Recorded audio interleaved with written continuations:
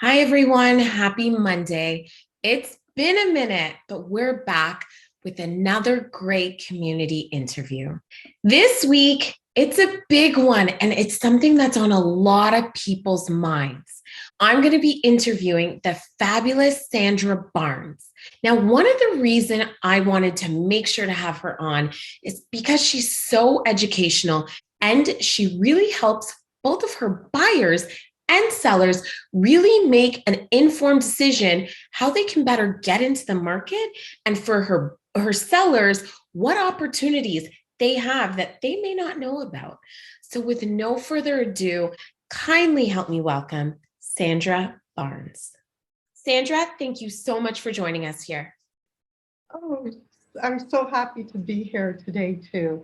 It's such a pleasure to have the opportunity to be with you and to talk about mortgages and how we can help our clients. Absolutely. So with that then being said, will you tell me, what do you do? Okay, great. Well, as a mortgage broker, we help people who want to get financing for their home. It might be for a purchase, it might be to refinance, it could be to consolidate debt, or to maybe switch your mortgage from one lender to another at maturity. There's many different reasons why someone needs to talk about their financing on their home, especially nowadays with rates, for sure. And as a mortgage broker, what we do is we sit down and we talk with the client, and I like to find out what their goals are and what it is they're looking to do and what they would like. And then we take a look at the details and kind of see what it is we think we can do and how we can maybe match those up. And if the client's happy, we can take the next steps. The next steps usually involve talking about rates, variable, fixed rate, monthly payments, and trying to match it up with all the goals of the clients. There's a lot of different lenders out there who offer different mortgage products, and understanding the good things, the bad things about each mortgage. I always say no mortgage is perfect. And it's really important to really understand the type of mortgage you're getting and all the good things about it, but also too, maybe some of the other things about it that may be challenging for you down the road, or maybe, prepayments, it doesn't offer the prepayments you would like. And then it's all about matching it up for the client. So, can we talk a little bit more about that? So, you were saying clients come to you for various different purposes. They could be first-time home buyers, they can be just refinancing, or they could have bought 3 to 4 houses already. Can we kind of dive into different sort of buyers and what their needs might be? Whether you're a first-time home buyer, whether you are buying your second or third home, or if you're downsizing, the one thing I like to say is that pre-planning is key. No matter how many times you've been through it or if it's your first time, finding out the information, pre-planning, and going through the process ahead of time is key so that you can make the best decision for yourself. As a first-time homebuyer, for example, that's a little bit different than maybe someone who's been through it or who's refinancing.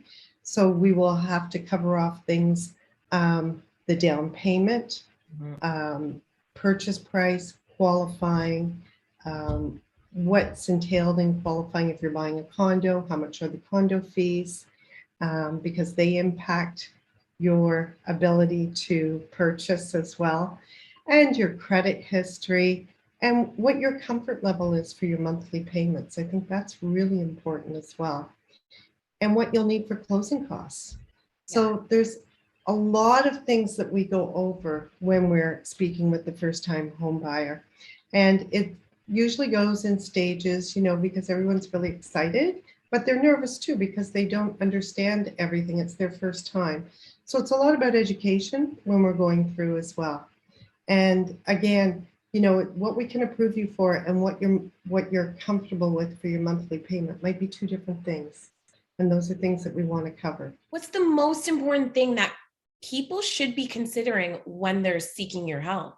one, you get educated throughout the process. I think that's really important so that you start to understand the different types of mortgages and what's out there. And, being able to have that comfort level with the person you're working with, knowing that, we can walk through all the different types of mortgages, and that our goal is to also find out what you think your goals are.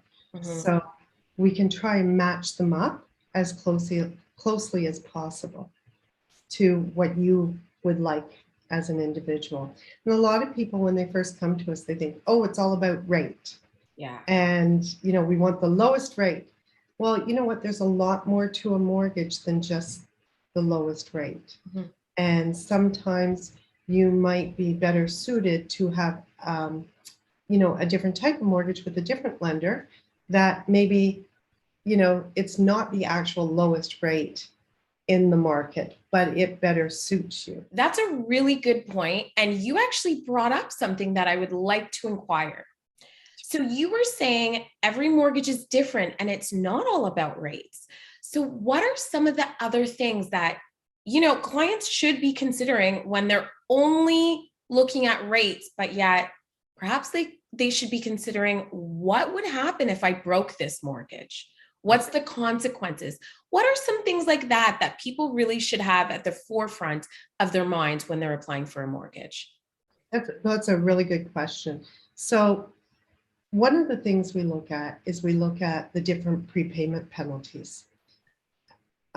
So for example, on a 5-year fixed rate mortgage, sometimes with the major banks, those penalties, if you were to break it before maturity, the penalty could be really significant, the way they do the calculations.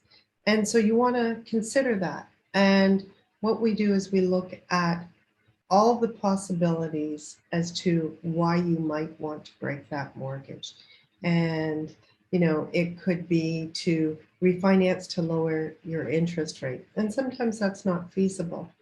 And sometimes it's because you want to sell or you want to refinance to buy another property. There's a lot of different reasons that you might want to break it, the mortgage. And a lot of times it's not feasible because of the penalty. So those are things we want to look at. But there's other options too, like you can port your mortgage to another property. Mm. And what are the porting terms of that particular mortgage that you're looking at? And comparing the different porting terms. Port means to take the mortgage to your next property with you. And so not every lender has straightforward or the exact same porting conditions, if you will. And these are things you might want to look at. The other things you'll want to look at too are prepayment options. Yes. Okay, what prepayment options do you have? Are they annually or are they any time throughout the year? Another thing is some lenders may be a little more aggressive in the approval process. So for example, your overtime and your bonus, one lender may look at this different than another lender might. And these are all things to consider when you're looking to buy and maximize out the mortgage that you would like to get. And some lenders offer other products like unsecured lines of credits with your mortgage and things like that. So there's a lot of different things to consider. So every circumstance is just so different. Yeah. As a mortgage broker, that's what I try and do for the client is I try and look at your situation and look at what it is you want, what your goals are, and then what lenders maybe offer the best mortgage solution for you. And maybe there's 2 or 3 or 4 or 5.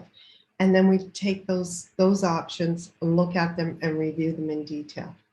Perfect. What have you been experiencing in the mortgage world as of lately? Can we have a little bit of a market update? Sure. So interest rates have been on the rise, for sure. So 5-year mortgage rates have definitely gone up. And we know that there's been talk in the news that prime rate has also gone up. And the other thing that's happened is discounting on those variable rate mortgages, because that's what you're guaranteed with a variable rate, is your discount. So the discounts that we had a year ago are not the same discounts that we can get today. So discounts are actually not as aggressive as they were previously. So those two things have changed on the mortgage side. And very interesting, what's happened is that we have a formula for calculating out what you qualify for. And it's called a stress test. I'm sure people have heard about the stress test and the benchmark and the qualifying rate. And there's a formula for that. And it's the way the formula currently is sitting is that it actually is harder to qualify for a 5-year fixed rate mortgage right now than it is for a variable rate mortgage.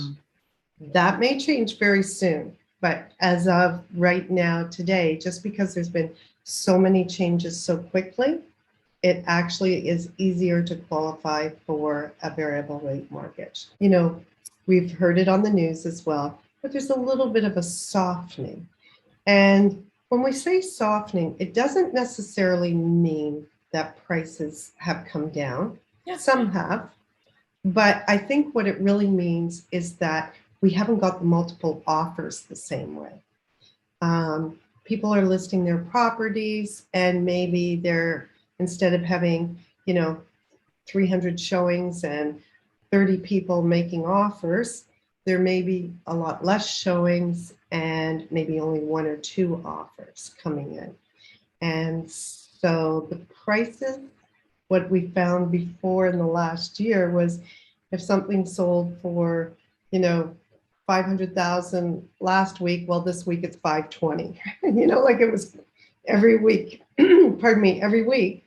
Every week we found that prices were going up. Yes. And maybe not so much of that happening right now. So it's, a lot of people maybe confuse what we mean by softening, and maybe down the road it will mean that prices will come down. But it's just not as aggressive and as it was in the last year. So with that said, I feel that people need to be very cautious if you are selling your house and buying another one. Because if all last year, it made perfect sense that what you did was you went out and you bought first and then you sold, because you might not be able to buy something. Did you find that as well? I'm sure. Yes. And now we find that maybe it might be a time for selling first and making sure you know the price that you're getting for your home, in case there's maybe a false expectation that you're going to get higher than maybe what sold a few weeks ago. And also too, we don't know if it might mean that there could be, a little bit of downward pricing in the sale price. Even 20,000 can make a difference to a lot of people. Absolutely. So, what we're saying now sometimes is maybe it's time to sell first and then buy. And it's nice because then you know the exact numbers you're dealing with for your buy. The other thing that I like to do, and this was something we talked about before as well, is if you have an existing home, and this is where I say about pre-planning, before you list it, before you put it on the market, maybe get some financing like lines of credits arranged so that you have the money for your initial deposit